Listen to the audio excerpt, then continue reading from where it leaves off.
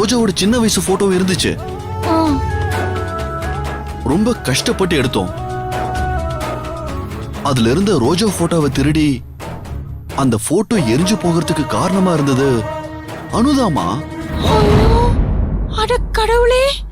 ஏய், ஏன்டா அந்த விஷயத்தை என்கிட்ட முன்னாடியே சொல்லல? மா, எல்லாருக்கும் தேவையில்லாம மனசு கஷ்டம் வேண்டாம் தாமா.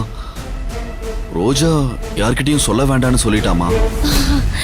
பாத்தியா பாத்தியா அர்ஜுன், மன்னிக்கிறது விட்டு கொடுக்கறது அதே செண்பகத்தோட குணம் ரோஜா கிட்டயும் இருக்கு. நான் சொன்னேன்ல.